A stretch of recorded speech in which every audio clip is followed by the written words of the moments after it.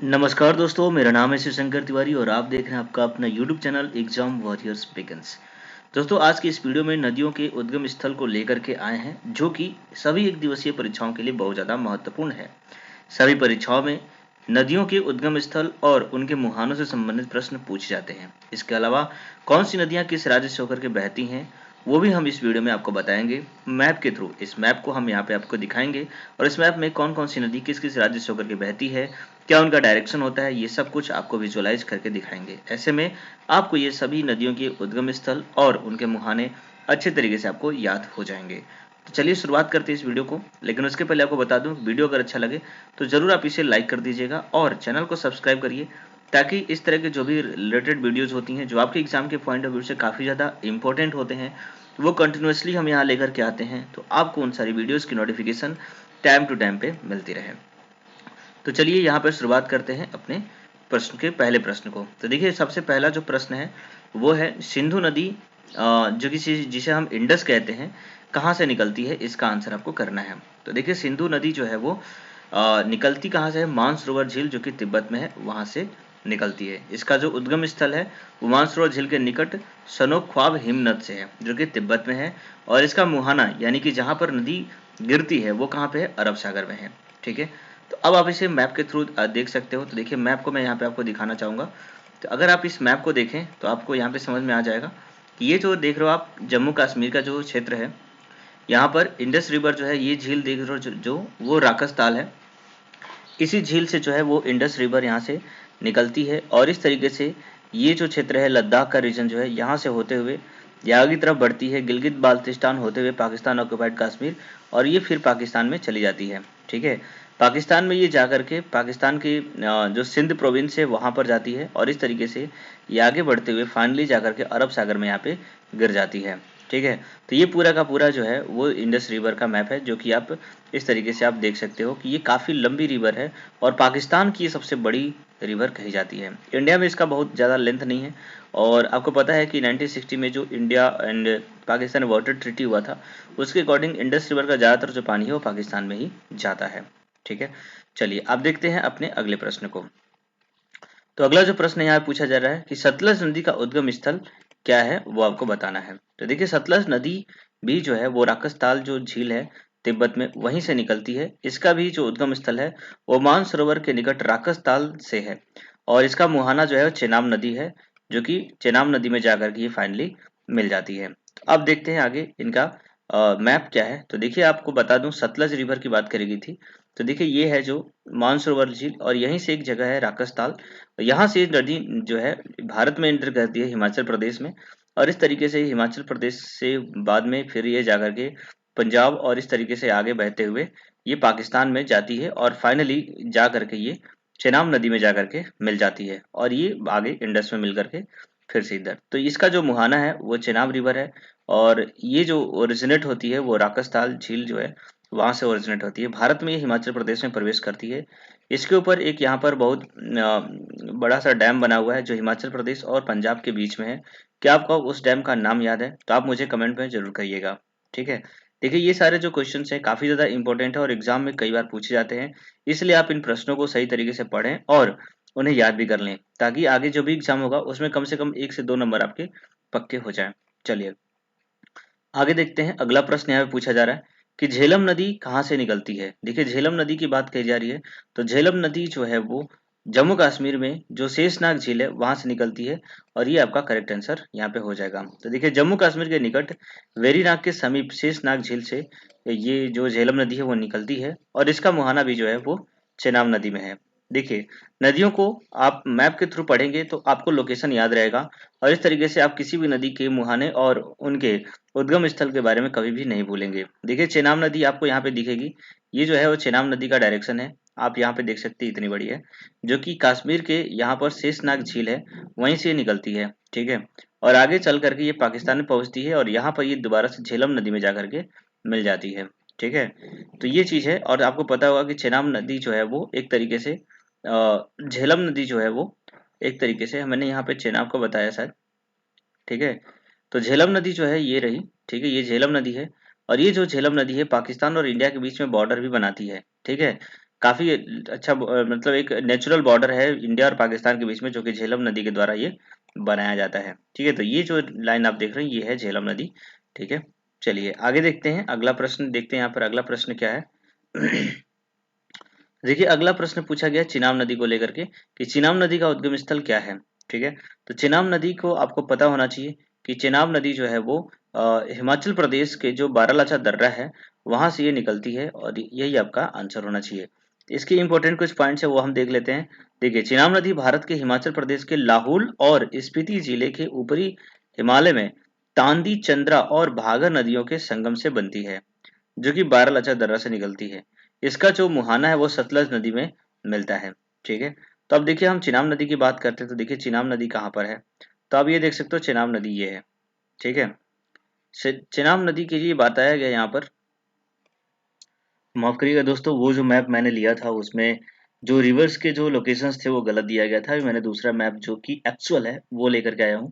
तो यहाँ पे देखिए चेनाब रिवर के बारे में बात कर रहे थे, तो देखिए चेनाब जो है ना वो हिमाचल प्रदेश के जो बारालाचा दर्रा है वहां से ये निकलती है, और इस तरीके से देखिए हिमाचल प्रदेश से आगे बढ़ते हुए ये कश्मीर पंजाब के क्षेत्रों से होते हुए ये आगे की तरफ बढ़ती है, और फाइनली जाकर के ये झेलम और साथ में ये जो सतलज रिवर है इसमें जाकर के ये देखिए ये जो चेनाब रिवर है वो इस तरीके से आती है, चेनाब में ही आकर के झेलम मिलती है, फिर ये चेनाब आगे बढ़ती है और इसी में आगे रावी भी मिलती है, और फाइनली जो चेनाब है वो सतलज में जाकर के मिलती है। तो ये एक पूरा का पूरा आपको समझना होगा कि यहाँ पर जो पंजाब जो हम ये क्षेत्र जो बोलते हैं, जो कि पाकिस्तान में भी है और इंडिया में भी है, ये जो पंजाब जो क्षेत्र है ये 5 नदियों को लेकर के ही बनाया गया था। इन्हीं 5 नदियों की वजह से इस क्षेत्र का नाम पंजाब है। आप देख सकते हो 5 नदियाँ कौन से हैं, तो झेलम, चिनाब, रावी, सतलज और ब्यास। 1, 2, 3, 4 और ये 5। इन 5 नदियों के पूरे जो क्षेत्र होते हैं उसे ही हम बोलते हैं पंजाब क्षेत्र। और इन पंजाब क्षेत्र में जो है चेनाब जो है वो इस तरीके से हिमाचल प्रदेश से आती है, और इस तरीके से बहते हुए बाकी की ये जो 3 नदियां हैं झेलम, रावी, ठीक है, ये दोनों आकर के चेनाब में मिलती हैं, और चेनाब फिर फाइनली सतलज में मिलती है, और ब्यास जो नदी है वो डायरेक्टली सतलज में मिलती है, और फाइनली ये सभी की सभी जाकर के इंडस रिवर में मिल जाती हैं। ये पूरा का पूरा यहाँ पर मैप है आपको जो समझना चाहिए। चलिए, तो ये हो गया, मेरे ख्याल से आप समझ गए होंगे। ठीक है, कि चेनाब नदी जो है वो हिमाचल प्रदेश के लाहौल और स्पीति जिले पे की बारालाचा दर्रा से जो है वहां से निकलती है, और फाइनली सतलज नदी में जाकर के मिल जाती है। अब देखिए आगे बात करते हैं क्वेश्चन नंबर 5 की। इसमें पूछा गया रावी नदी कहाँ से निकलती है। तो देखिए रावी नदी का मैप ने अभी आपने देखा था, और आपको बता दें कि ये रोहतांग दर्रे जो कि हिमाचल प्रदेश में रोहतांग दर्रा है ये वहां से निकलती है। ठीक है, और आपको बता दूं कि हिमाचल प्रदेश के कांगड़ा जिले में ये रोहतांग दर्रा है वहां से निकलती है, और इसका जो मुहाना है वो चिनाब नदी में पंचनद पाकिस्तान के समीप में है। अब इसे आप मैप में देख लीजिए। देखिए मैप में अगर आप देखें इसे तो आपको दिखेगा यहाँ पर जो रावी नदी है। ठीक है, रावी नदी की आप लोकेशन देख लीजिए ये है, और ये जो है वो इस तरीके से हिमाचल प्रदेश से निकलती है, और फाइनली जाकर के चेनाब जो फाइनली जो है वो जाकर के रावी नदी जो है वो चेनाब नदी में जाकर के ये भी मिल जाती है पाकिस्तान में। ठीक है, तो ये पूरा का पूरा आप देख सकते हो कि यहाँ से ये जो रावी जो नदी है वो इस तरीके से निकलती है इंडिया के पंजाब से होते हुए, इस तरीके से चेनाब में जाकर के यहाँ पर आकर के मिल जाती है। ठीक है, चलिए आगे देखते हैं अगले प्रश्न को। यहाँ पर अगला प्रश्न है जो है ब्यास नदी का उद्गम स्थल क्या है। तो देखिए ब्यास नदी जो है वो ब्यास कुंद हिमाचल प्रदेश से निकलती है। ठीक है, यहाँ पर जाकर के मिल जाती है। ठीक है, तो ब्यास नदी जो है ब्यास कुंद हिमाचल प्रदेश में निकलती है। इसका उद्गम स्थल हिमाचल प्रदेश के रोहतांग दर्रे के पास में स्थित ब्यास कुंद से है, और इसका मुहाना जो है वो सतलज नदी है। तो जो पंजाब के प्रोविंस में जो 5 नदियां हैं उन पांचों नदियों का लोकेशंस आपको काफी अच्छे से पता होना चाहिए। कौन सी नदी कहाँ से निकलती है वो लोकेशन भी आपको यहाँ पे पता होना चाहिए। तो देखिए ब्यास नदी भी हिमाचल प्रदेश से बारालाचा दर्रे से ही निकलती है, और इस तरीके से ये जाकर के सतलज में मिल जाती है। और आपको एक चीज और बता दूं कि आप ये देख रहे होगे कि ये जो है वो इंदिरा गांधी कैनाल है। ठीक है, और ये इंदिरा गांधी कैनाल के बारे में भी कई बार बहुत सारे प्रश्न पूछे बनते हैं, जो कि सतलज रिवर से आपसे पूछा जाता है कि इंदिरा गांधी जो कैनाल है उसको पानी कहाँ से मिलता है। तो वो ब्यास और सतलज नदी जहाँ पे मिलती हैं वहीं पर डैम बना करके इस कैनाल को पानी दिया जाता है, और इस कैनाल से यहाँ पर पंजाब, इसके अलावा राजस्थान के बहुत सारे इलाके जो हैं पानी मिल पाता है। इस वाले रीजन में आप देखते होंगे कि ये जो रीजन है पूरा का पूरा डेजर्ट रीजन है, यहाँ पर पूरा रेगिस्तान है, लेकिन यहाँ पर काफी समय तक कोई पानी का स्रोत नहीं था। इस रिवर की इस कैनाल की वजह से यहाँ पे काफी सारे लोगों को पानी की आवश्यकताओं की पूर्ति की और अब यहाँ पे खेती भी की जाती है। तो ये भी एक इम्पोर्टेंट है इंदिरा गांधी कैनाल, जो कि आपसे एग्जाम में पूछा जाता है, तो इसे भी जरूर आप नोट कर लिया करें। चलिए आगे देखते हैं। अगला प्रश्न यहाँ पे पूछा जा रहा है, गंगा नदी कहाँ से निकलती है? कॉमन सा प्रश्न है जो ज्यादातर स्टूडेंट को ये पता रहता है। देखिए गंगा नदी जो है वो गंगोत्री हिमनद से जो निकलती है, जो कि उत्तराखंड में है। इसके लिए कुछ इंपॉर्टेंट पॉइंट देख लें तो देखिए उद्गम जो है इसका उत्तराखंड के उत्तरकाशी जिले में गोमुख के निकट गंगोत्री हिमनद से है, और इसका जो मुहाना है वो बंगाल की खाड़ी में मेघना के नाम से होता है। चलिए अब मैप के थ्रू देखते हैं गंगा नदी को। तो देखिए उत्तराखंड है ये। उत्तराखंड में आप देखेंगे तो गंगा नदी का जो ये वाला ब्लू ब्लू जो दिख रहा है, ये गंगा नदी जो है यहाँ गंगोत्री से निकलती है, और इस तरीके से उत्तराखंड में से बहते हुए ये उत्तर प्रदेश में इंटर करती है। ठीक है, और उत्तर प्रदेश में जब ये यहाँ पर आती है तो आपने देखा है कि यहाँ पर एक और नदी आकर मिल रही है। तो आप बताइए कौन सी नदी है? ठीक है, इसके अलावा ये सारी बहुत सारी इसकी जो सहायक नदियां हैं वो इससे मिलती जाती हैं, और इस तरह से गंगा नदी जो है उत्तर प्रदेश में पूरा बहते हुए ये फाइनली बिहार में प्रवेश करती है। और बिहार में प्रवेश करने के बाद यहाँ तक इसका नाम तो गंगा ही रहता है। ठीक है, स्टार्टिंग में गंगा नदी का नाम आपको पता होना चाहिए भागीरथी होता है। जब ये हरिद्वार के समय पहुंचती है तो उसके पास इसका नाम गंगा नदी हो जाता है, और इस तरीके से गंगा नदी के नाम से ही बहती है। आगे की तरफ अगर हम बात करें तो जैसे ही ये पश्चिम बंगाल में प्रवेश करती है, पश्चिम बंगाल में इसकी एक वितरिका है जिसका नाम हुगली है। ठीक है, ये हुगली नदी आगे बहती हुई चली जाती है, और एक दूसरी जो रिवर है जो गंगा के नाम से ही आगे जाती है, और बांग्लादेश में पहुंचकर इसका नाम पद्मा हो जाता है। ठीक है, पद्मा फिर आगे बहती है, और इस तरीके से मेघना फिर फाइनली एक नदी है जो यहाँ पे आके मिलती है, और उसके साथ में ये बहते हुए आगे बढ़ जाती है, और मेघना के नाम से ही ये बंगाल की खाड़ी में गिर जाती है। ठीक है, इसके बाद अगर हम बात करें तो यहाँ से भी एक रिवर निकलती है जो कि ब्रह्मपुत्र है, और ब्रह्मपुत्र नदी जो है वो जब इधर से आती है ब्रह्मपुत्र नदी, तो यहाँ पर ब्रह्मपुत्र भी इसी में आकर मिलती है, और ये फाइनली ये नदियाँ यहाँ पर बहुत बड़ा मुहाना बनाती हैं, और इन मुहानों को ही बोला जाता है सुंदरबन डेल्टा जो है यहाँ पर बना हुआ है। ठीक है, जो कि दुनिया का सबसे बड़ा एक डेल्टा माना जाता है। ठीक है, चलिए तो ये पूरा का पूरा इंपॉर्टेंट हो गया। इसके बाद आगे देखते हैं अगला क्वेश्चन जो 8वां नंबर है। इसमें पूछा गया है यमुना नदी का उद्गम स्थल क्या है? ठीक है, तो आपको पता होना चाहिए यमुना नदी का जो उद्गम स्थल है वो यमुनोत्री हिमनद उत्तराखंड में ही है। आपको पता होना चाहिए यमुनोत्री हिमनद जो है बंदर पुच्छ श्रेणी में आता है, और इसका जो मुहाना है वो प्रयागराज में गंगा नदी में मिल जाती है। देखिए मैप के थ्रू इसको समझते हैं। तो मैप में अगर आप जाएं तो यहाँ पर आप देख सकते हैं कि ये जो गंगा नदी है, यहाँ पर आप ये जो देख रहे हो लोकेशन, ये है प्रयागराज का क्षेत्र। ठीक है, इसी प्रयागराज में ये जो नीली लाइन दिख रहे हैं ये यमुना नदी है, जो कि इस तरीके से बहते हुए उत्तराखंड से आती है। ठीक है, आप देख सकते हो यहाँ से उत्तराखंड से निकलती है, और ये दिल्ली में, दिल्ली जो अपना कैपिटल है वो यमुना नदी के किनारे ही बसा हुआ है। दिल्ली वासियों को यमुना नदी से ही पानी मिलता है। फिर ये आगे बढ़ती है, और इस तरीके से आगे बढ़ते हुए बहते हुए ये फाइनली जाकर के प्रयागराज में गंगा नदी में जाकर मिल जाती है।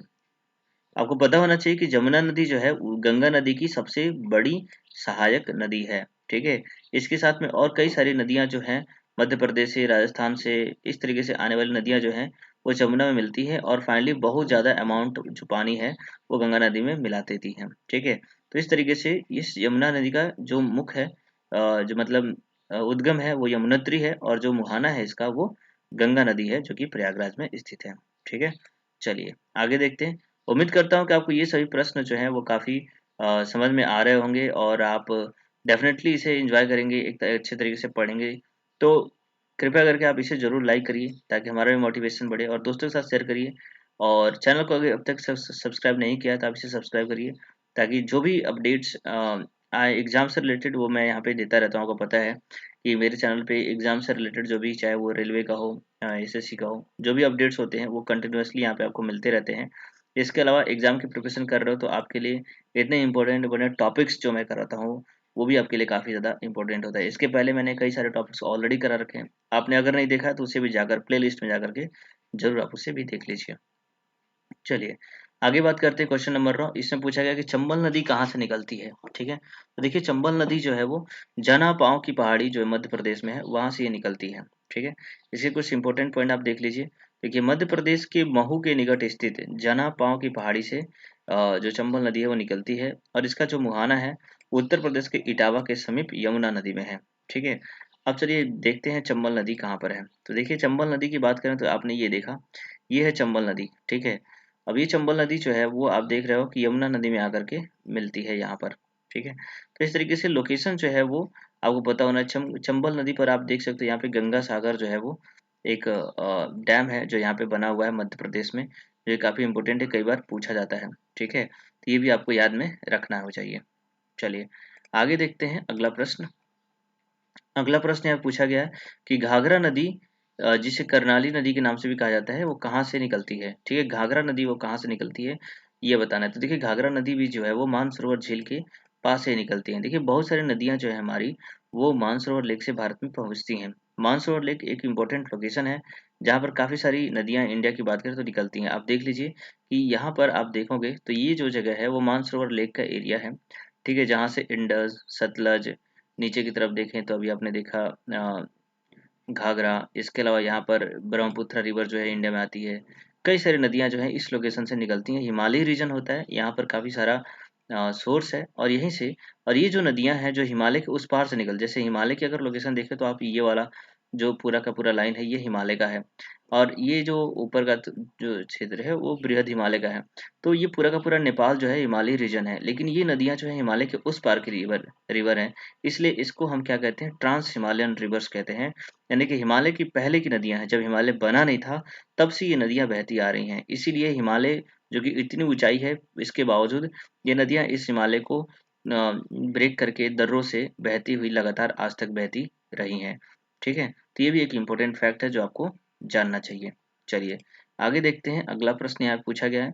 तो अगला प्रश्न है 11 नंबर। यहाँ पे पूछा जा रहा है कि गंडक नदी का उद्गम स्थल क्या है। ठीक है, देखिए गंडक नदी जो है वो नेपाल में जो धौलागिरी पर्वत है वहां से ये निकलती है। ठीक है, तो गंडक नदी जो है उसका इम्पोर्टेंट पॉइंट देख लेते हैं। उद्गम क्या है, नेपाल में हिमालय, धौलागिरी व माउंट एवरेस्ट के बीच से ये निकलती है, और पटना के समीप में सोनपुर में गंगा नदी में जाकर के मिल जाती है। ठीक है, तो देखिए गंगा नदी में अगर बात करें हम गंडक नदी की, देखिए गंडक नदी जो आप देख सकते हो ये है हिमालय, मतलब गंडक नदी जो कि नेपाल से ये निकलती है। ठीक है, नेपाल में इसका मुहाना होता है, मतलब वो होता है उद्गम स्थल, और यहाँ से निकलती है।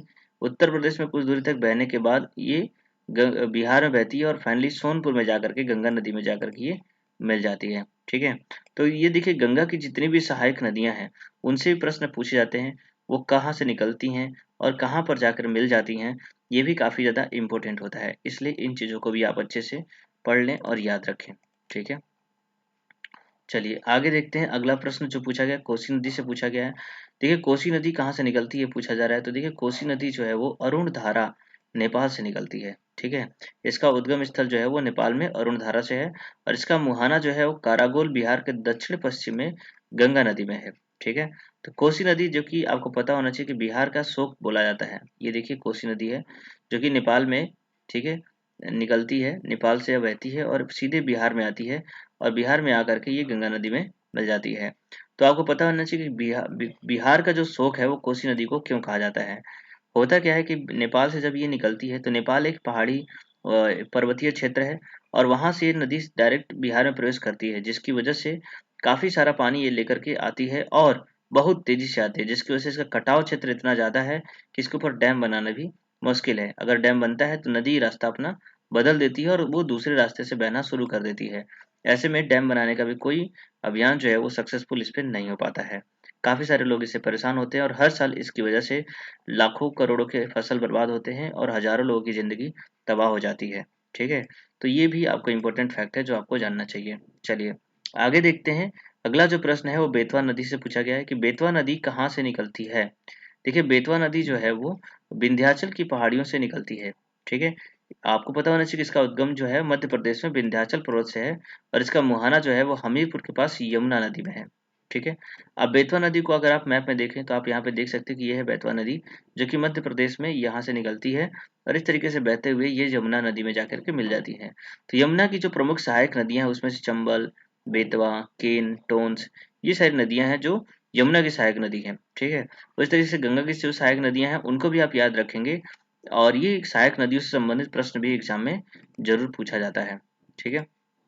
चलिए आगे देखते हैं। अगला प्रश्न पूछा जा रहा है कि सोन नदी का उद्गम स्थल क्या है। देखिए सोन नदी का उद्गम स्थल अभी आपको बताया गया। सोन नदी सॉरी सोन नदी जो है वो मध्य प्रदेश के अमरकंटक से पहाड़ी जो है वहां से ये निकलती है।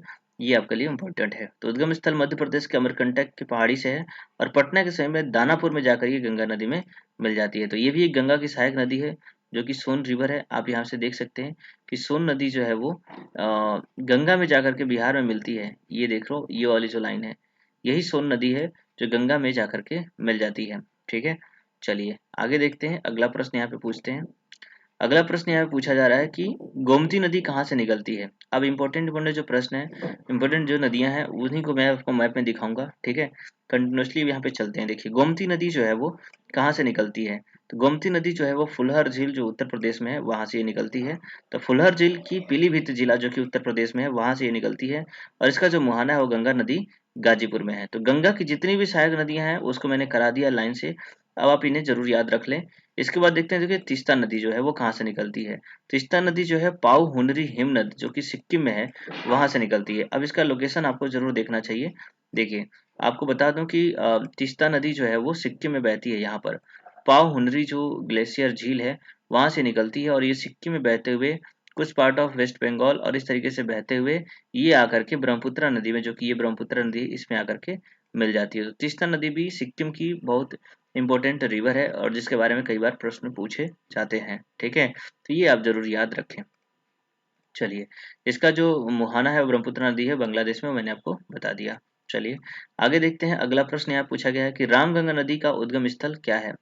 ठीक है। तो देखिए रामगंगा नदी जो है वो उत्तराखंड में से निकलती है जहां पर एक दूधा तोली पहाड़ी है वहीं से ये निकलती है। ऑप्शन नंबर बी आपका करेक्ट आंसर हो जाएगा। उत्तराखंड के राज्य के पौड़ी गढ़वाल जिले में दूधा तोली पहाड़ी से निकलती है और इसका जो मुहाना है वो गंगा नदी में कन्नौज के पास में है। ठीक है। चलिए अगला प्रश्न यहाँ पूछा गया कि शारदा नदी जो है वो कहाँ से निकलती है। देखिए शारदा नदी जो है ना वो मानसरोवर झील तिब्बत से ही निकलती है। ठीक है। सॉरी जो ये है ना, एक मिनट, आप पिथौरागढ़ जो है ना पिथौरागढ़ के काला पानी क्षेत्र से निकलती है। अभी उत्तराखंड में आपको पता होना चाहिए कि काला पानी जो क्षेत्र है ना वो एक विवादित क्षेत्र है जो कि मतलब उत्तराखंड और यानी कि इंडिया और नेपाल के बीच में आप देख सकते हो कि यहाँ पर जो शारदा नदी है। ठीक है। ये आप देख लो ये शारदा नदी है जो कि नेपाल और उत्तराखंड के बीच का बॉर्डर बनाती है और ये जो नदी है वो इस तरीके से बहती है। तो यहाँ पर एक काली नदी है उसका भी एक मैप यहाँ पे ड्रॉ किया जाता है। तो नेपाल जो बोलता है कि जहाँ तक काली नदी है, काली नदी जो जहाँ से बहती है वही यही नेपाल और इंडिया के बीच का बॉर्डर है, जो कि यहाँ पर सम पार्ट जो है वो इंडिया के अंडर में है। आप ये देख सकते हैं। तो इस वाले रीजन को नेपाल अपना बताता है, जबकि इंडिया इस पे कई मतलब काफी समय से, मतलब शुरू से ही, हमेशा से ही इंडियन आर्मी यहाँ पे रहती है। अभी यहाँ पे रोड कंस्ट्रक्शन किया जा रहा था जिसकी वजह से यहाँ विवाद हो गया था इंडिया और नेपाल के बीच में, आपने समाचारों में सुना होगा। तो ये भी एक इम्पोर्टेंट जो रीजन है उसके बारे में भी आपको ध्यान में रखना चाहिए। चलिए तो आपको पता चल गया कि शारदा नदी जो है पिथौरागढ़ के काला पानी क्षेत्र से निकलती है और काली नदी अथवा घग्गर नदी में जाकर के ये मिल जाती है। ठीक है। अगला प्रश्न जो है वो काली नदी से है कि काली नदी कर्नाटक में कहाँ से निकलती है। कर्नाटक में भी एक नदी है काली, उसके बारे में आपको बताया गया है। तो देखिए कर्नाटक में जो काली नदी है वो कुशवाली जो क्षेत्र है वहां से निकलती है। ठीक है। इंपोर्टेंट पॉइंट देख लीजिए। कुशवाली उत्तर कन्नड़ जिला जो कि उद्गम स्थल है इस नदी का और अरब सागर में जाकर के ये गिर जाती है। ठीक है। चलिए आगे देखते हैं। अगला प्रश्न देखिए दोस्तों, यहाँ पर मैंने कुल 50 प्रश्नों को संकलित किया हुआ है और इन 50 प्रश्नों में 50 नदियों के बारे में यहाँ पे उल्लेखित है। 50 नदियों को अगर आप उद्गम स्थल और मुहाना अगर याद कर लेते हैं तो आपके एग्जाम में कहीं भी नहीं जाएगा कि आपका एक प्रश्न रह जाए। ठीक है। अगर नदियों से कोई भी मुहाने से संबंधित या उद्गम स्थल संबंधित प्रश्न पूछा जाएगा या फिर उनके लोकेशन संबंधित प्रश्न पूछा जाएगा कि कौन नदी कहाँ पर है, तो भी आप डेफिनेटली उसे 100% करके आएंगे। तो डेफिनेटली आपके लिए काफी ज्यादा इंपॉर्टेंट प्रश्न यहाँ मैं करा रहा हूँ। काफ़ी सारी मेहनत और करने के बाद ये सारी चीज़ें इकट्ठा हो पाती हैं। तो प्लीज़ आप वीडियो को ज़रूर अप्रिशिएट करें और लाइक कर दिया करें, ताकि हम आगे मोटिवेट होते रहें और ऐसी इंपॉर्टेंट जो टॉपिक्स हैं उसके ऊपर वीडियो आपके लिए लेकर के आते रहें। ठीक है, देखिए महानदी के लिए पूछा गया कि महानंदा नदी जो है का उद्गम स्थल क्या है।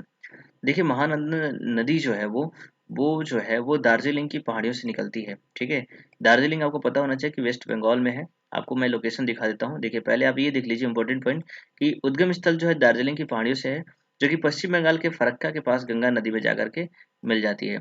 अब देखिए मैप में देखिए अगर महानंदा नदी के बारे में, तो देखिए एग्जैक्टली इसमें कुछ दिया नहीं गया नहीं रहता है, लेकिन दार्जिलिंग का जो क्षेत्र है ना वो वेस्ट बंगाल का ये वाला जो रीजन होता है वो दार्जिलिंग का क्षेत्र माना जाता है। यहाँ पर आप ये जो चीज देख रहे हो ना, इसे आप क्या कहते हो, चिकन नेक बोलते हो इंडिया का। ठीक है, आपको अच्छे से दिखा दूं तो ये जो क्षेत्र है ये वाला, ये देखिए यहाँ से ये नेपाल का बॉर्डर है और यहाँ से ये जो है वो बांग्लादेश का बॉर्डर है। इसके बाद ये इंडिया शुरू होता है। तो ये जो इतना जो रीजन है ना ये वाला क्षेत्र, ये लगभग 20 किलोमीटर का डिफरेंस है बिटवीन बांग्लादेश और नेपाल। तो इस वाले रीजन को चिकन नेक ऑफ इंडिया बोला जाता है। ठीक है, क्योंकि हमारे जो ये पूरा का पूरा जो लैंड है, पूरा नॉर्थ ईस्ट का जो रीजन है, इसको कनेक्ट करने का ये मात्र ये 20 किलोमीटर का रास्ता ही है। इसीलिए चाइना की जो नज़रें होती हैं वो नेपाल और बांग्लादेश को अपने साथ मिला करके इस वाले रीजन को ब्लॉक करने की होती है। अगर ये रीजन ब्लॉक हो जाता है तो इंडिया के लिए अपने इस वाले क्षेत्र को एक्सेस करना काफ़ी ज़्यादा डिफिकल्ट हो जाएगा। ऐसे में जो पड़ोसी देश हैं उनके साथ में इंडिया का रिलेशन इस्टेब्लिश काफ़ी अच्छे से रखना बहुत ज़्यादा इंपॉर्टेंट होता है। तो कहीं ना कहीं चाइना की नज़र इस वाले चिकन नेक पे रहती है। तो ये जो चिकन नेक के बाद ये जो क्षेत्र होता है, ये दार्जिलिंग का जो क्षेत्र है, यहीं से महानदी जो है वो निकलती है और फाइनली जाकर के गंगा नदी में मिल जाती है। ठीक है, चलिए आगे देखते हैं। अगला जो प्रश्न है वो पूछा गया है, ब्रह्मपुत्रा नदी कहाँ से निकलती है। देखिए ब्रह्मपुत्रा नदी जो है वो दुनिया में सबसे लंबी नदियों में से एक है। ठीक है, और ये भी मानसरोवर झील जो कि तिब्बत में है वहां से निकलती है। इसका जो उद्गम स्थल है मानसरोवर झील के चेमयुंग दुंग हिमनद से है। और इसका जो मुहाना है वो, सॉरी मुहाना इसमें गलत लिखा गया है, मुहाना जो है इसका जा करके ये भी पद्मा रिवर में मिल जाती है, मेघना के नाम से ही फाइनली बे ऑफ बंगाल यानी कि बंगाल की खाड़ी में जाकर के मिल जाती है। तो ये जो चीज़ है वो गलत लिखा गया है, आपको याद रखना कि बंगाल की खाड़ी में जाकर के ये मिल जाती है। ठीक है, अब देखिए इसको मैप से समझ लेते हैं। देखिए जो ब्रह्मपुत्रा नदी है ना उसका काफ़ी सारा जो एक तरीके से देखा जाए तो नाम में काफ़ी ज़्यादा परिवर्तन हुए हैं यहाँ पर कई सारे। तो वो भी आपको यहाँ पे समझना होगा। देखिए मैं आपको दिखाता हूँ कि यहाँ पर जो है वो मानसरोवर लेक है। ठीक है, मानसरोवर लेक से, ये मानसरोवर लेक है, यहाँ से ये नदी निकलती है जो कि पंजाब में यारलुंग सांगपो के नाम से जाना जाता है इसको। इस नदी को यारलुंग सांगपो के नाम से तिब्बत में जाना जाता है। ठीक है, और ये जब यहाँ पे जाती है तो यहाँ से मुड़ने के बाद ये अरुणाचल प्रदेश में प्रवेश करती है। दिहांग गार्ज, यहाँ पे जो जगह है वो दिहांग गार्ज कहा जाता है। यहाँ पर ये प्रवेश करती है और यहाँ पे दिहांग नदी के नाम से ये अरुणाचल प्रदेश में बहती है। और इस तरीके से जब ये यहाँ पर जो असम का बॉर्डर है, जब ये असम में प्रवेश करती है तब इसका नाम हो जाता है ब्रह्मपुत्रा। और फाइनली ये असम में बहती है। असम में आपको पता होगा कि इसी ब्रह्मपुत्रा रिवर में यहाँ पर एक बहुत ही बड़ा रिवर आइलैंड है, जो कि अभी के गरुबरी के जो एग्जाम चल रहे हैं उसमें प्रश्न पूछे गए थे कि काफी सारे प्रश्न इस टॉपिक से बन गए थे कि जो रिवर जो दुनिया का सबसे बड़ा रिवर आइलैंड है, नदी द्वीप है, वो कहाँ पर है, किस नदी में है। ठीक है, इस तरह के कई सारे प्रश्न यहाँ पे बने हुए थे। तो ये जो है यहाँ पर माजुली रिवर आइलैंड है। ठीक है, आपको याद होना चाहिए कि माजुली नदी द्वीप है जो कि दुनिया का सबसे बड़ा नदी द्वीप है। और ये कहाँ पे है, तो आसाम में है, ब्रह्मपुत्र नदी पर। ये जो नदी आगे बढ़ती है जब बांग्लादेश में पहुंचती है तो इसका नाम यहाँ पे जमुना हो जाता है। और फाइनली ये जाकर के पद्मा में मिलती है और फिर मेघना से होते हुए ये बे ऑफ बंगाल में जाकर के प्रवेश कर जाती है। तो ये पूरा का पूरा इंपॉर्टेंट फैक्ट था जो आपको मैंने बताया। ठीक है, तो इस तरीके से आगे देखते हैं। अगला जो प्रश्न है पूछा गया है 22 नंबर, नर्मदा नदी कहाँ से निकलती है। ठीक है, तो देखिए नर्मदा नदी जो है वो मध्य प्रदेश के अमरकंटक की पहाड़ी से यहाँ पे निकलती है। इंपॉर्टेंट पॉइंट क्या है कि मध्य प्रदेश के अमरकंटक पहाड़ी से निकलती है, इसका उद्गम है। और मुहाना जो है इसका खंभात की खाड़ी जो कि अरबियन सी में है वहां पर जाकर के मिल जाती है। ठीक है, तो नर्मदा नदी भी एक इम्पोर्टेंट रिवर है जो कि दक्षिण भारत में एक ऐसी रिवर है जो कि आप बता सकते हो कि ये विपरीत बहती है। अब विपरीत कैसे बहती है वो मैं आपको यहाँ पे दिखाता हूँ। देखिए इसके बारे में काफी सारे इंपॉर्टेंट क्वेश्चन बन जाते हैं और दो तीन प्रश्न यहाँ से बन जाते हैं। देखिए पहले नर्मदा नदी की आप लोकेशन देख लीजिए। देखिए नर्मदा नदी जो है वो मध्य प्रदेश में अमरकंटक जो जगह है वहां से निकलती है। ठीक है, ये वाली जगह, यहाँ से ये बहते हुए इस तरीके से आगे बहती है और ये फाइनली जाकर के यहाँ खंबात की खाड़ी में जाकर गिर जाती है। इस नदी और यहाँ पर एक और रिवर है जिसे आप कहते हैं ताप्ती। ठीक है, ताप्ती रिवर का भी लोकेशन कुछ इस तरीके से है, लेकिन ये इसके पैरेलल बहती है। ठीक है, ये आप देख सकते हो। तो इसे भ्रंश घाटी बोलते हैं। इन भ्रंश घाटियों से होते हुए ये दोनों नदियां बहती हैं। सॉरी। आपने देखा होगा कि दक्षिण भारत की जितनी भी नदियां हैं, वो ज्यादातर नदियां जो हैं वो पश्चिम से पूरब की तरफ बहती हैं। सिर्फ इन दोनों नदियों को छोड़ करके ये दोनों नदियां जो हैं वो पूरब से पश्चिम की तरफ बहती हैं। ठीक है, तो ये एक इनका बेसिक रीजन है और पूछा जाता है कि ऐसा क्यों होता है। ठीक है, जो कि ढलान के विपरीत आप देख रहे हो कि ज्यादातर नदियां जो हैं वो पूरब की तरफ बहती हैं, है ना। पूरब की तरफ सारी नदियां जो है वो बे ऑफ बंगाल में आकर के मिलती हैं, लेकिन ये दोनों नदियां इसके विपरीत बहती हैं, जो कि ढलान है उसके विपरीत बहती हैं।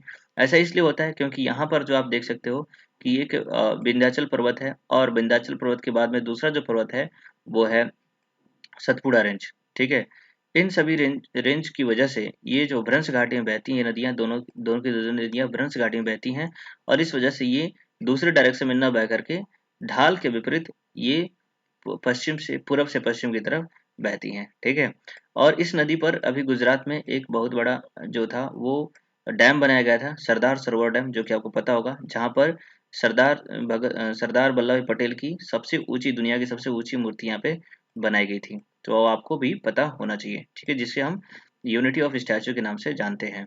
चलिए आगे देखते हैं। अगला प्रश्न जो 23 नंबर क्वेश्चन पूछा गया है, ताप्ती नदी का उद्गम स्थल क्या है। ठीक है, ताप्ती नदी भी जो है वो मध्य प्रदेश के बैतूल जिला से निकलती है और खंबात की खाड़ी में अपना मुहाना बनाती है। ठीक है, चलिए आगे देखते हैं। अगला प्रश्न पूछा गया, महानदी कहाँ से निकलती है। देखिए, महानदी जो है वो छत्तीसगढ़ के सिहावा डिस्ट्रिक्ट से, सिहावा जो श्रेणी है वहां से निकलती है। इसका उद्गम स्थल छत्तीसगढ़ की सिवा श्रेणी है, और मुहाना जो है बंगाल की खाड़ी में है। तो देखिए, अगर हम महानदी की बात करें तो आप देख सकते हो यहाँ पे झारखंड जो क्षेत्र है, झारखंड जो क्षेत्र है, यहीं से महानदी जो है वो निकलती है, और ठीक है फाइनली वेस्ट बंगाल में बहते हुए बंगाल की खाड़ी में जा करके ये गिर जाती है। ठीक है, चलिए आगे देखते हैं। यहाँ पर शिप्रा नदी जो है का उद्गम स्थल क्या है वो पूछा गया है। देखिए, शिप्रा नदी जो है वो यहाँ पर काकरी बाड़ी जो पहाड़ी है वहां से ये निकलती है, और इसका जो मुहाना है वो आप बता दें, मुहाना जो है वो चंबल नदी में है। ठीक है, चलिए आगे देखते हैं। अगला प्रश्न यहाँ पे पूछा जा रहा है। अगला प्रश्न है कि माही नदी कहाँ से निकलती है। ठीक है, तो देखिए, माही नदी जो है वो मध्य प्रदेश में जाना पाव की जो पहाड़ी है, सॉरी विंध्याचल की जो पहाड़ी है, ठीक है, विंध्याचल की जो पहाड़ी है वहां से ये निकलती है माही नदी। आपको पता होना चाहिए कि माही नदी जो है वो खंबात की खाड़ी में अरब सागर में जाकर के गिर जाती है। ठीक है, चलिए आगे देखते हैं। अगला प्रश्न यहाँ पूछा गया लूनी नदी। देखिए, लूनी नदी को लेकर के एक जो इम्पोर्टेंट जो चीज है वो आपको मैं बताने वाला हूँ, अभी ध्यान से सुनिएगा। लूनी नदी का उद्गम स्थल क्या है पहले वो आप जान लीजिए। तो देखिए, लूनी नदी जो है वो अरावली श्रेणी जो कि राजस्थान में वहां से निकलती है, और इसका जो मुहाना है वो कच्छ के रण में विलीन हो जाती है। अब इसको आप मैप में समझिए। देखिए, यहाँ पे आप देख सकते हैं ये लूनी नदी है जो कि अरावली श्रेणी से निकलती है, और इस तरीके से ये बहते हुए लूनी नदी जो है यहाँ तक आती है, और ये जो रीजन है कच्छ का रण, इसी में ये एक दलदली क्षेत्र है और इसी में आकर के विलीन हो जाती है। ये किसी भी दूसरे ओशन वगैरह में नहीं जाकर मिलती है, ना ही किसी नदी में जाकर मिलती है। तो ये नदी जो है राजस्थान से बहते हुए गुजरात में जाती है और यहाँ पे कच्छ के रण में जाकर के विलीन हो जाती है। दूसरी बात, आपने एक नोटिस ये किया होगा कि ये जो नदी है वो यहाँ पर आप देख सकते हो कि यहाँ पर एक लाइन जो होती है वो इस तरीके से है। ये जो लाइन है क्या ट्रॉपिक ऑफ कैंसर बोला जाता है, यानी कि कर्क रेखा। ठीक है, इस कर्क रेखा को ये जो नदी है वो 2 बार काटती है। ठीक है, ये भी प्रश्न पूछा जाता है कि कौन सी नदी है भारत में जो जो मकर रेखा को, ठीक है, ट्रॉपिक ऑफ कैंसर जिसको बोलते हैं हिंदी में एग्जैक्टली देखना होगा, ट्रॉपिक ऑफ कैंसर, ठीक है, उसको कौन सी नदी है जो 2 बार काटती है, तो वो है राजस्थान की लूनी नदी जो इसको 2 बार काटती है। ये भी परीक्षाओं में कई बार पूछा जाता है। ठीक है, चलिए आगे देखते हैं। अगली जो नदी है जिसका नाम है शत्रुंजु नदी, ये कहाँ से निकलती है। ठीक है, तो देखिए गुजरात में है, दलकहवा जो क्षेत्र है वहां से निकलती है, और इसका मुहाना जो है वो खंभात की खाड़ी में है। ठीक है, चलिए दोस्तों, अगर इस पूरे वीडियो का अगर आपको पीडीएफ चाहिए तो आप मेरे टेलीग्राम चैनल को ज्वाइन करिए। ठीक है, टेलीग्राम चैनल पर इसका पूरा का पूरा पीडीएफ मैं जो है आपको प्रोवाइड करा देता हूँ। ठीक है, टेलीग्राम चैनल पे चलिए, वो टेलीग्राम चैनल का जो लिंक है मेरे डिस्क्रिप्शन में जाकर के आप देख लीजिए, वहाँ पर यहाँ डिस्क्रिप्शन में आपको मिल जाएगा, उससे जाकर के ज्वाइन करिए। वहाँ पर ये सारी की सारी जो वीडियो की जो पीडीएफ फाइल्स होती हैं वो आपको मिल जाती है। चलिए, यहाँ पे अगला प्रश्न पूछा गया, संकोसी नदी का उद्गम स्थल क्या है। देखिए संगोशी नदी जो है वो भूटान में जो हिमालय श्रेणी है वहां से निकलती है। ठीक है, इंपॉर्टेंट पॉइंट देख लें तो देखिए उद्गम स्थल जो है वो भूटान के हिमालय श्रेणी से है और ब्रह्मपुत्र नदी असम में जाकर के ये मुहाना अपना बनाती है। ठीक है, अगला प्रश्न है यहाँ पर, रूप नारायणी नदी कहाँ से निकलती है? देखिए रूप नारायणी जो नदी है वो तिलबनी की पहाड़ी जो कि झारखंड में है वहां से निकलती है और इसका जो मुहाना है वो हिगली नदी में जाकर के ये मिल जाती हैं। तो कई सारी जो छोटी नदियां हैं आजकल के एग्जाम में, जो बड़ी नदियां हैं उनसे प्रश्न तो पूछा ही जाता है, कई सारी छोटी नदियों से भी प्रश्न पूछा जाता है। तो लोग जो स्टूडेंट होते हैं वो जनरली बड़ी नदियों गंगा यमुना ब्रह्मपुत्रा इन्हीं नदियों को जो इंपॉर्टेंट है उन्हें से पढ़ के चले जाते हैं, लेकिन अब जो एग्जाम है वो छोटी नदियों के बारे में पूछा जाने लगा है, इसलिए इन नदियों के बारे में भी आपको जानना जरूरी है। चलिए आगे देखते हैं, अगला प्रश्न पूछा गया केन यानी कि कर्णावती नदी का उद्गम स्थल क्या है वो आपको बताना है। तो देखिए केन की जो उद्गम स्थल है वो कैमूर की पहाड़ी जो कि मध्य प्रदेश में है वहां से ये निकलती है और फाइनली जो है इसका जो मुहाना होता है वो यमुना नदी में है जहां पर जाकर के ये मिल जाती है। आगे बात करते हैं दामोदर नदी की। देखिए दामोदर नदी जो है वो कहाँ से निकलती है ये आपको बताना है। तो देखिए दामोदर नदी जो है वो झारखंड में छोटा नागपुर का जो पठार है ना वहां से निकलती है दामोदर नदी। दामोदर नदी घाटी परियोजना भी भारत में चली थी, आपने उसके बारे में भी जाना होगा, जिसके तहत 3 नदियों को इसके साथ जोड़ा गया था और जिस पर डैम वगैरह बनाने की परियोजनाएं चली थी। आप देख लीजिए इसका उद्गम स्थल है छोटा नागपुर के पठार के पलामू जिले से निकलती है और पश्चिम बंगाल में हुगली नदी में जाकर के ये मिल जाती है। चलिए आगे देखते हैं, अगला प्रश्न यह पूछा गया कि साबरमती नदी का उद्गम स्थल क्या है?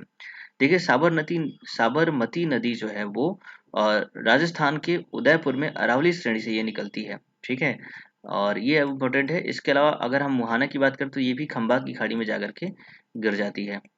चलिए आगे देखते हैं, अगला प्रश्न पूछा गया कृष्णा नदी जो है का उद्गम स्थल क्या है? देखिए दक्षिण भारत की बहुत इंपॉर्टेंट नदियों में से कृष्णा नदी भी एक इंपॉर्टेंट नदी है जो कि दक्षिण भारत की दूसरी सबसे लंबी रिवर कही जाती है और ये जो है महाराष्ट्र के महाबलेश्वर से निकलती है, आपको पता होना चाहिए, जहाँ पे ये है पश्चिमी घाट। ठीक है, महाबलेश्वर जो है महाराष्ट्र में एक जगह है जो कि पश्चिमी घाट में स्थित है, वहां से कृष्णा नदी निकलती है और फाइनली ये बंगाल की खाड़ी में गिर जाती है।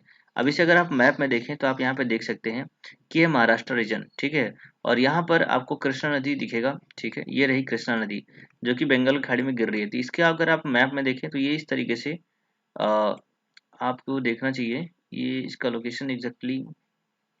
ठीक है, इसको यहाँ तक दिखाया गया है।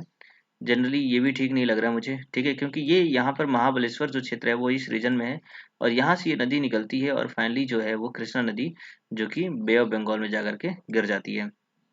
ठीक है, मैप में भी कई सारी चीजें जो है वो गलत थोड़ी सी दी जाती है, तो आपको काफी केयरफुली तरीके से इन मैप्स को भी देखना होगा। ठीक है, चलिए आगे देखते हैं, अगला जो प्रश्न है वो गोदावरी नदी से है। देखिए गोदावरी नदी दक्षिण भारत की गंगा नदी के नाम से प्रसिद्ध है। ठीक है, जो कि महाराष्ट्र में कहाँ से निकलती है तो त्र्यंबकेश्वर जो पहाड़ी है वहां से निकलती है। अब अगर हम इसके मैप में देखें तो देखिए जो गोदावरी नदी है ये रही, ये जो है कुल्लेरू लेक के पास यहाँ पर आप देख सकते हैं कि मिलती है। तो ये जो गोदावरी नदी है इस तरीके से बहते हुए यहाँ से महाराष्ट्र में जो जगह है त्र्यंबकेश्वर। ठीक है, और इसी के पास में जो कृष्णा नदी है वो भी महाबलेश्वर से निकलती है और इस तरीके से ये दोनों ही नदियां जो है वो एक तरीके से बीच का जो क्षेत्र होता है काफी ज्यादा उपजाऊ होता है, इसलिए इस वाले रीजन को जो है फुटबॉल ऑफ इंडिया के नाम से भी जाना जाता है। इन दोनों नदियों के बीच में यहाँ पे कई सारे लेक्स वगैरह हैं और कोलेरू लेक जो है वो भी एक इम्पोर्टेंट है, बार बार पूछा जाता है कि कोलेरू लेक कहाँ पर है, तो आपका जो आंसर होता है वो आंध्र प्रदेश हो जाता है। ठीक है, चलिए आगे देखते हैं, अगला प्रश्न पूछा गया बाणगंगा नदी का उद्गम स्थल क्या है? ठीक है, तो बाणगंगा नदी के बारे में आपको बताना है, तो ये देख लीजिए कि बाणगंगा जो नदी है वो राजस्थान के बैराठ की पहाड़ी से निकलती है और इसका जो मुहाना है वो यमुना नदी में जाकर के मिल जाती है। चलिए अगला प्रश्न देखते हैं, आगे पूछा गया कावेरी नदी। देखिए कावेरी नदी को बूढ़ी गंगा के नाम से जाना जाता है। ठीक है, ये भी कंफ्यूज बिल्कुल नहीं होना, गोदावरी नदी को दक्षिण भारत की गंगा कहते हैं और कावेरी को बूढ़ी गंगा के नाम से प्रसिद्ध है। ठीक है, और ये जो नदी है वो कर्नाटक के ब्रह्मगिरी पहाड़ियों से निकलती है। इंपॉर्टेंट पॉइंट देख लेते हैं, तो देखिए इंपॉर्टेंट पॉइंट में जो इसका उद्गम है कर्नाटक के कुर्ग जिले में ब्रह्मगिरी पहाड़ी से निकलती है और बंगाल की खाड़ी में ये भी नदी जाकर के मिल जाती है। मैप में देखें तो देखिए ये रही कावेरी नदी जो इस तरीके से कर्नाटका से निकलती है। ठीक है, और तमिलनाडु में बहते हुए ये पूरी की पूरी यहाँ पर आकर के इस तरीके से ये यहाँ पर जाकर के बे ऑफ बंगाल में मिल जाती है। ठीक है, चलिए आगे देखते हैं। अगला प्रश्न पूछा गया तुंगभद्रा नदी से संबंधित है। तुंगभद्रा नदी का उद्गम स्थल क्या है वो पूछा गया है।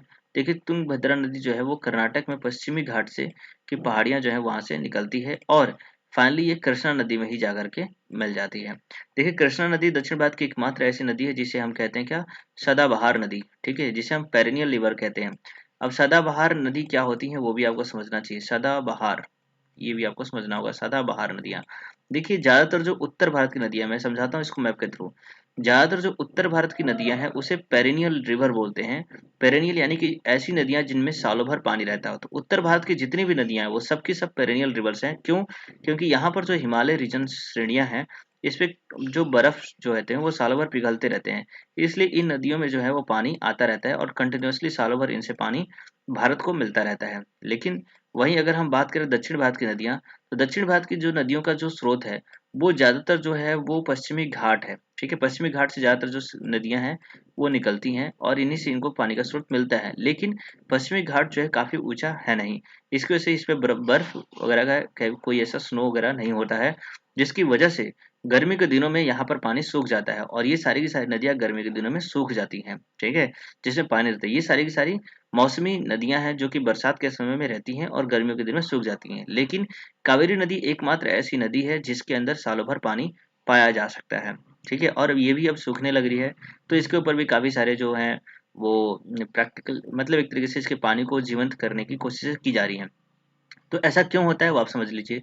ऐसा इसलिए होता है क्योंकि जब मानसून जब आता है लगभग जून वून के आसपास में, तो यहाँ पर काफी सारा बारिश होता है जो कि पश्चिमी घाट में, इस वजह से इस नदी में पानी आता रहता है और यहाँ के लोगों को मिलता रहता है। भले ही इस रीजन में बारिश ना हो लेकिन इस नदी में पानी आता है और इन सभी नदियों में भी आता है। लेकिन जैसे ही गर्मी के दिन खत्म होने लग, मतलब गर्मियों के दिनों में पानी खत्म हो जाता है इन सभी नदियों में, तो आपने देखा होगा कि ठंडियों के दिनों में क्या होता है कि जब मौसम जब ये लौटता हुआ मानसून जो आता है, लौटता हुआ मानसून भी तमिलनाडु में बारिश करता है, जिसकी वजह से इस नदी में दोबारा से पानी भर जाता है और इस तरीके से सालों भर इसमें पानी बना हुआ रहता है, ठीक है। तो ये बात आपको ध्यान में रखनी होगी। चलिए आगे देखते हैं शरावती नदी। शरावती नदी का उद्गम स्थल क्या है वो आप समझ लीजिए। तो देखिए शरावती नदी जो है वो शिमोगा जिला जो कि कर्नाटक में है, यहाँ से निकलती है। इंपॉर्टेंट पॉइंट में देख लेते हैं इसका मुहाना क्या है, तो अरब सागर में जाकर के ये गिर जाती है। अब चलिए आगे देखते हैं अगली प्रश्न, वैगई नदी का उद्गम स्थल क्या है। देखिए वैगई नदी जो है वो वैगई नदी जो है वो वर्सांडू पहाड़ी जो कि तमिलनाडु में है वहां से निकलती है, ठीक है। और इसका जो मुहाना है वो बंगाल की खाड़ी में है, ठीक है। चलिए आगे देखते हैं अगला प्रश्न, यहाँ पे क्वेश्चन नंबर 41, जिसमें पूछा जा रहा है कि शत्रुंजी नदी कहाँ से निकलती है, ठीक है। देखिए शत्रुंजी नदी जो है वो दलखामा जो कि गुजरात जो क्षेत्र है वहां से निकलती है, ठीक है। इंपॉर्टेंट पॉइंट देख लेते हैं, इसका उद्गम जो है वो दलखामा अमरेली गुजरात है और मुहाना इसका खंबात की खाड़ी जो कि अरब सागर में है, ये है, आपको याद रखना है। चलिए आगे देखते हैं अगला प्रश्न पूछा जा रहा है, मांडवी नदी का उद्गम स्थल क्या है, ठीक है। देखिए मांडवी नदी जो है वो कर्नाटक में बहने वाली नदी है जो कि जम्बोती घाट से निकलती है, ठीक है। जम्बोती घाट से निकलती है और इसका जो मुहाना है वो अरब सागर में है। देखिए अरब सागर में जो दक्षिण भारत की जो नदियां हैं जो कि इस वाले रीजन से ही निकलती हैं, मतलब एक तरीके से आप देखा जाए तो ये जो पश्चिमी घाट का जो रीजन है यहीं से नदियां निकलती हैं और अरब सागर में जाकर के मिल जाती हैं, तो काफी शॉर्ट डिस्टेंस तय करती हैं, जिसकी वजह से ये नदियां जो है एस्चुअरी का फॉर्मेशन करती हैं, एस्चुअरी, ठीक है, वो आपको याद रखना है। जो दक्षिण भारत की जो नदियां हैं जो कि अरब सागर में जाके मिलती हैं वो काफी तेज बहती हैं और इधर वाली जो नदियां हैं जैसे जो बंगाल की खाड़ी में जो गिरती हैं वो डेल्टा बनाती हैं। जैसे यहाँ पर आप गोदावरी नदी का डेल्टा है, कृष्णा नदी का डेल्टा है, वैसे आपने ऊपर देखा था गंगा नदी का डेल्टा है। तो इधर बहने वाली जो नदियां हैं अपने मुहाने पर डेल्टा बनाती हैं।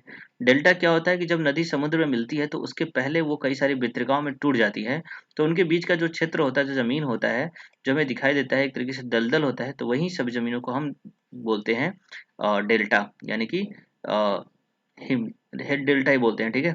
और अगर हम दक्षिण भारत की इस तरह की नदियां बात करें जो अरबियन सागर में जाकर मिलती हैं, तो वो जो है एस्चुअरी का फॉर्मेशन करती है क्योंकि वो काफी तेजी से बहती हैं और वो सिंगली ही, मतलब उनमें वितरिका नहीं होता बल्कि वो डायरेक्टली तेजी से बहते हुए समुद्र में जाकर के मिल जाती हैं, ठीक है।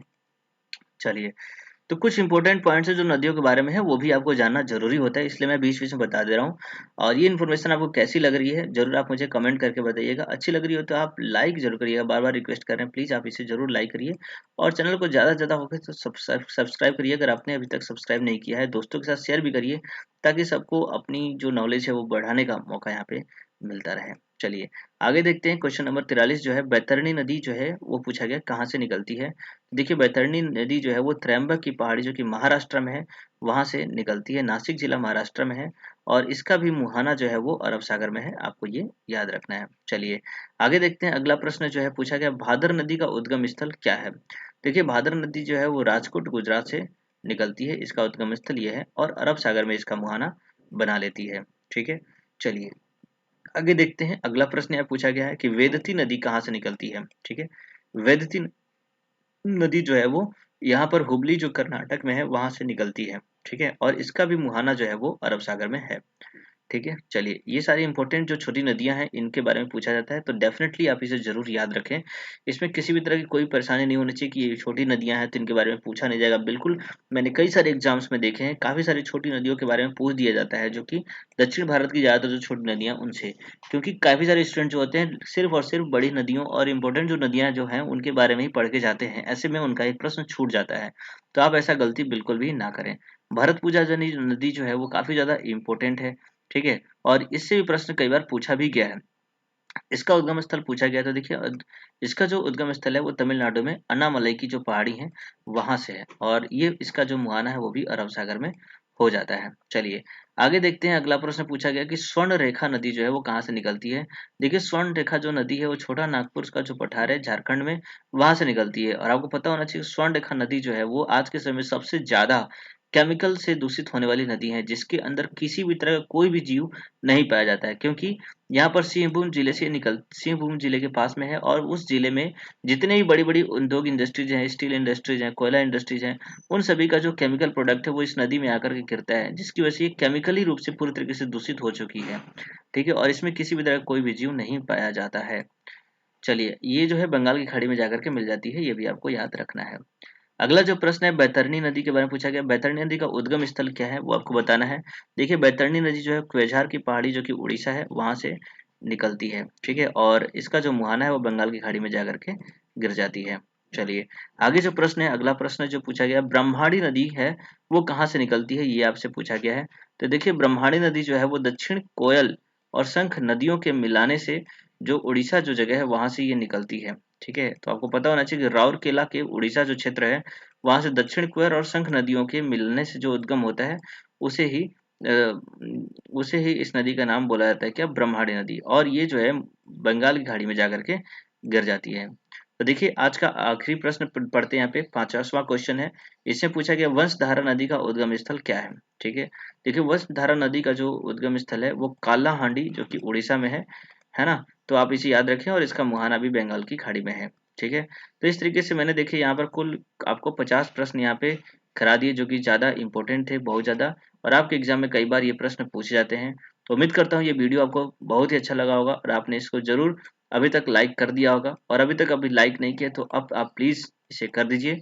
और चैनल को सब्सक्राइब नहीं किया है तो जरूर आप सब्सक्राइब करिए तथा बेल आइकन को प्रेस करिए, जैसे ही मैं दूसरे टॉपिक वीडियो लेकर के आऊँ तो आपको यहाँ पे मिले।